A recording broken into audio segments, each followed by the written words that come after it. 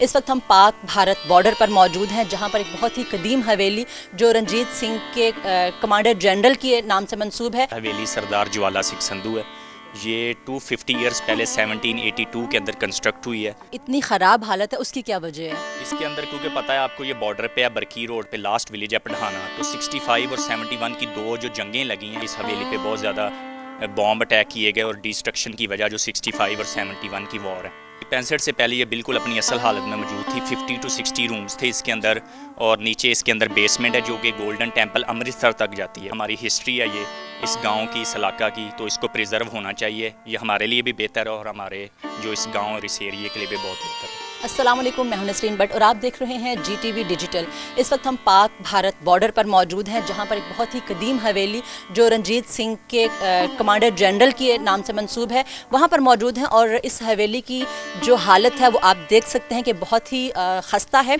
यहाँ पर मौजूदा मालिकान जो मौजूद हैं इस हवेली के, जिनके ज़िम्मे यहाँ के इंतज़ाम इंतज़ाम मौजूद हैं, सरदार वजाहत साहब हमारे साथ मौजूद हैं। उनसे बात करते हैं कि ये हवेली इनके हाथ जो है वो किस तरह से आई थी, किस तरह से इन लोगों ने इसका जो है वो इंतज़ाम संभाल रखा है, और जो इसकी हालत है उसके ज़िम्मेदार कौन है, और किस तरह से इसको कंजर्वेट करने की कोशिश कर रहे हैं। जी, इस हवेली का नाम जी सबसे पहले हवेली सरदार ज्वाला सिंह संधू है।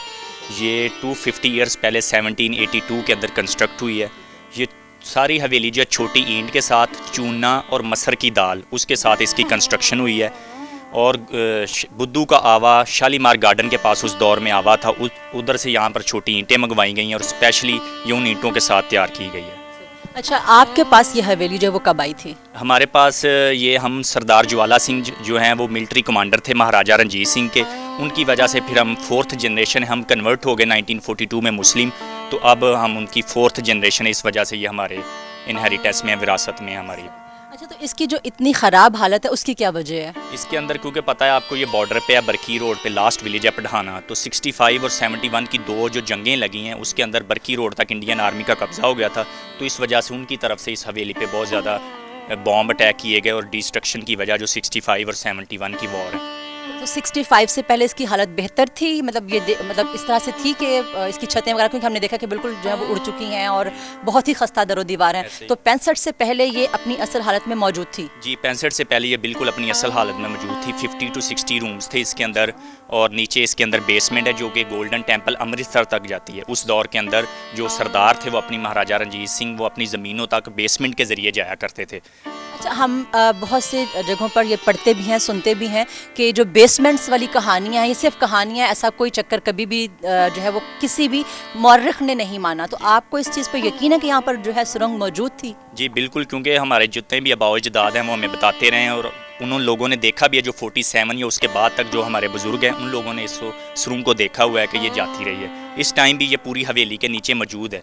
एट अ टाइम अगर आप देखना चाहते हैं तो इस टाइम हवेली के नीचे तक मौजूद है। लेकिन आगे आपको मैंने बताया कि 65 और 71 की वॉर की वजह से आगे से ये बंद हो चुकी है। तो अभी जो ओपन है वो कितना एरिया ओपन है इसका? तकरीबन इसका 10 से 15 एकड़ का जो इसके नीचे ज़ेरे ज़मीन है वो ओपन है इस टाइम, बेसमेंट जो है। जी चले, हम कोशिश करेंगे कि आपको बेसमेंट भी दिखाएं। और आप अब ये बताइए कि इसकी जो इतनी जो खस्ता हाली है, आपने किसी इदारे से रब्ता नहीं किया? क्योंकि बहुत सी जगहें जो हैं उसको कंजर्वेट किया जा रहा है, तो आपने किसी से रब्ता किया? आपने किसी से कहा कि इसको कंजर्वेट किया जाए, अप्रोच किया? जी, हमने DG वर्ल्ड सिटी थे कामरान लशारी साहब, उनके साथ हमने भी डिस्कस की थी, लेकिन वो कोई पॉइंट पर हम नहीं पहुंच सके। उसके बाद हमने महकमा औकाफ के साथ भी डिस्कस किया है, उधर भी हमारी कोशिश जो है वो ज़ाया गई है। और गवर्नमेंट लेवल पे भी हम इसकी डिस्कस कर रहे हैं, लेकिन अभी तक कोई खैर खा में रिज़ल्ट नहीं मिला। तो आपको क्या लगता है कि अगर इसको हम नहीं प्रिजर्व करते हैं तो आने वाले वक्त में ये ख़त्म हो जाएगी? तो क्या इसका मुस्तकबिल देखते हैं आप? हम तो चाहेंगे जी, ये देखें, ये बहुत बड़ा एक कस्बा है, गाँव है, तो इसके तमाम लोगों के लिए इसका बहुत फ़ायदा मंद है। हमारी हिस्ट्री है ये इस गांव की, इस इलाका की, तो इसको प्रिजर्व होना चाहिए। ये हमारे लिए भी बेहतर है और हमारे जो इस गांव और इस एरिए के लिए भी बहुत बेहतर है। यहाँ पे कितने दरवाजे, खिड़कियाँ वगैरह, क्या था इसका नक्शा जो आपने सुना अपने अजदाद से?